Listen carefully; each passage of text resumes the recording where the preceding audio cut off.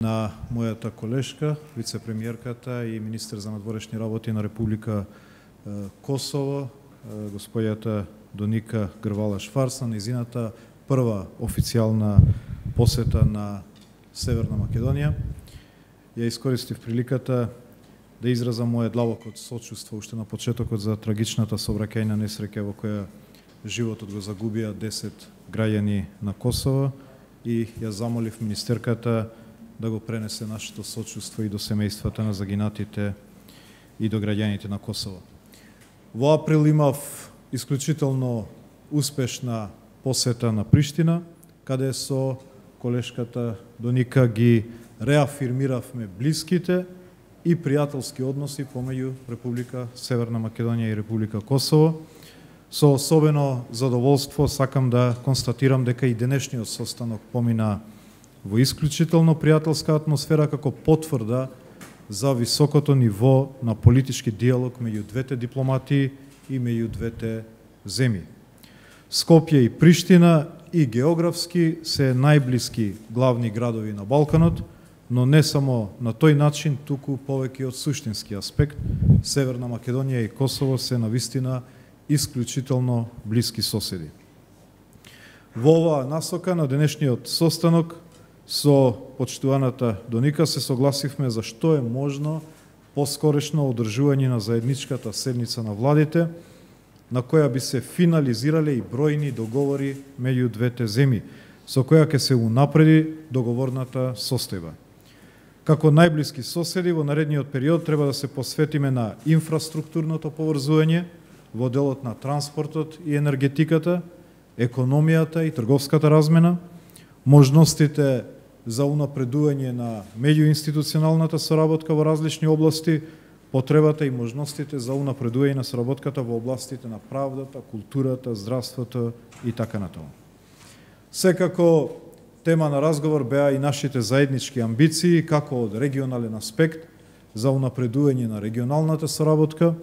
така и за евроатлантските амбиции на двете земји, чија иднина ја гледаме како полноправни членки на Европската Унија и на НАТО. Во оваа насока посочив на искрената поддршка која Република Северна Македонија ја има за интеграцијата на Република Косово во евроатлантските структури.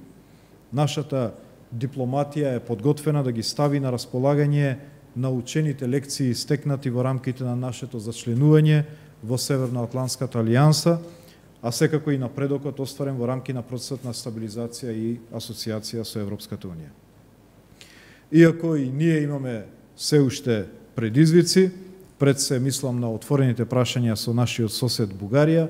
сметам дека Северна Македонија низ примерот на Охридскиот рамковен договор, на договорот за пријателство со Бугарија, како и договорот од Преспа,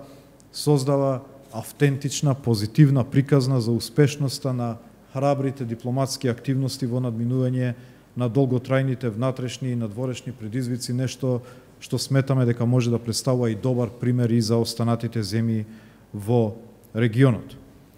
Во оваа насока, како непосредни соседи, силно го поздравуваме и поддржуваме возобновениот диалог помеѓу Косово и Србија, процес кој покрај бројните предизвици сепак се одвива. Сакам да потенцирам дека успехот на овој диалог е во интерес на сите нас од регионот и затоа се надеваме и очекуваме со време да даде и конкретни резултати. Секако разменивме искуства во врска со предизвиците поврзани со пандемијата, справување со последиците, како и желбата и интересот на двете држави, нашите граѓани што поскоро да бидат вакцинирани во што поголем број, како најдобар начин за обезбедување и на нивната заштита. И на крајот, посочувајќи и на нашиот прв олимписки медал после 20 години, дозволете да честитам и за исклучителните успеси на младите и талентирани косовски спортисти кои од Олимпијадата од Токио се враќаат со 2 златни медали. Нека ни е честито и нека ни се умножат успесите на сите полиња. Благодарам за вниманието. Të përfaqësues të mediave, nderuara zonja dhe zotrinj, i nderuar ministër i dashur Bujar, faleminderit shumë për pritjen tuaj të përzemërt. ardhja në këtë vizitë të parë zyrtare bilaterale në Republikën e Maqedonisë Veriut për mua nuk është një vizitë e thjesht bilaterale, për shkak se në pasaportën time si vendlindje shkruan gjithmonë Shkup. Jam e lindur në Shkup, fëmirinë e kam kaluar pushimet e verës kryesisht tek gjyshi dhe gjyshja po ashtu në Shkup.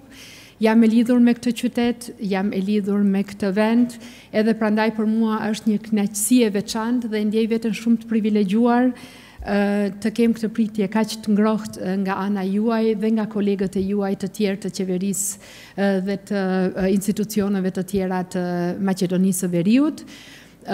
Siç e tha edhe kolegu Bujar, marrëdhëniet në mes Maqedonisë së Veriut dhe Republikës Kosovës nuk mund të përshkruhen ndryshe përveç se jo vetëm të mira, por në thelb shumë miqësore. Është diçka të cilën qytetarët tanë na kanë treguar se si funksionon, për shkak se qytetarët në të dy anë të kufirit e kanë demonstruar atë vullnetin për të bashkëpunuar dhe për të bashkëjetuar në shumë sfera të ndryshme të jetës. Kemi familje të cilat jetojnë gjysma në njërën anë të kufirit dhe gjysma në tjetrën, por jo vetëm lidhjet familjare dhe farefisnore, por edhe tregtia, lidhjet të tjera ekonomike, arsimi, kultura, janë sfera të cilat na lidhin në mënyrë të pandashme, prandaj edhe ne si qeveria e Republikës Kosovës e shohim si një prej detyrimeve tona kryesore thellimin e marrëdhënieve miqësore që kemi me Republikën e Maqedonisë Veriut. Jemi shumë të përkushtuar për zgjerimin e këtyre marrëdhënieve edhe në sfera të tjera ndoshta të paprekura. Me kolegun Grubi do takohemi sot gjatë ditës dhe do të bisedojmë për caktimin e një date për mbledhjen e përbashkët të dy qeverive tona, për të vënë në udhë ato marrëveshje për cilat veç është biseduar, po ndoshta për të menduar edhe për marrëveshje të tjera të cilat ende nuk janë prekur. Duke ardhur nga Kosova nga Prishtina për në Shkup, bie në sy që rruga është shkurtuar tepër. Do ta inkurajojmë qeverinë e Republikës Maqedonisë Veriut që atë arnë të vogël që na ka mbetur të gjejmë një rrugë që ta shpejtojmë komunikimin dhe më tepër, sepse nuk ka asgjë të jashtëzakonshme në atë kur një qytetar i Shkupit i hyp veturës edhe shkon të hajë drek në Bjeshkët e Rugovës dhe njëkohësisht një qytetar nga Gjilani, nga Deçani, Peja, Gjakova apo kudo që tjetë me sjell familjen e tij në Shkup apo në një qytet tjetër për të parë qytetin ose thjesht për të vizituar dikë ose për të ngrënë një drek ose darkë ose për të blerë diçka të bukur për familjen e tij. Prandaj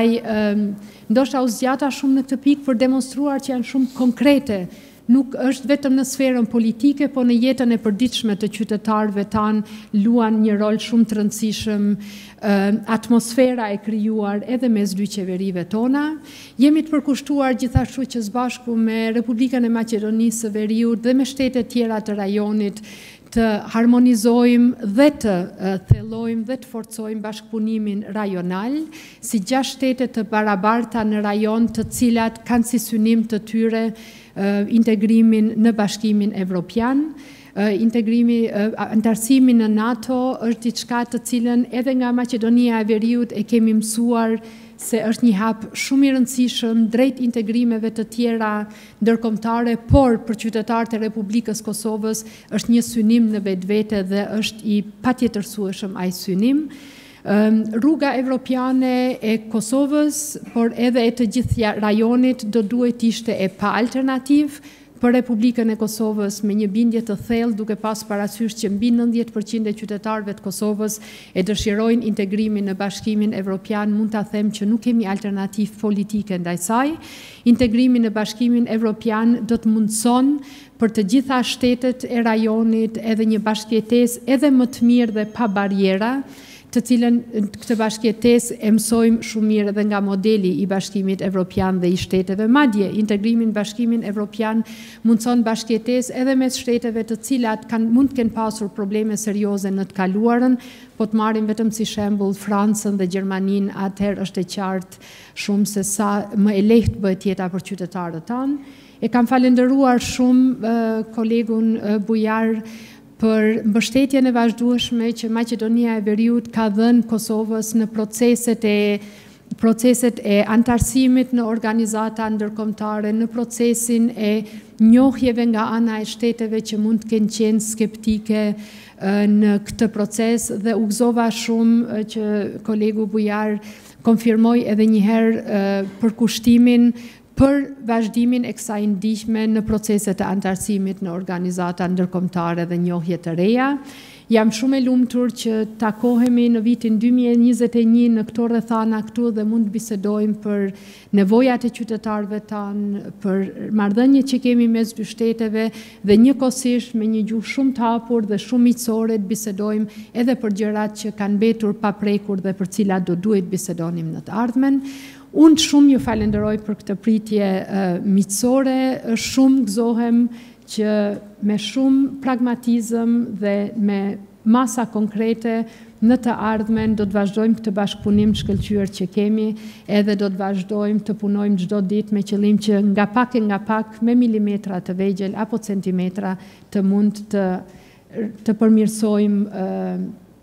të gjithë infrastrukturën për një punë më të mirë, për një jetë më të mirë të qytetarëve në të dy vendet. Faleminderit. Faleminderit. Zonja Gërvalla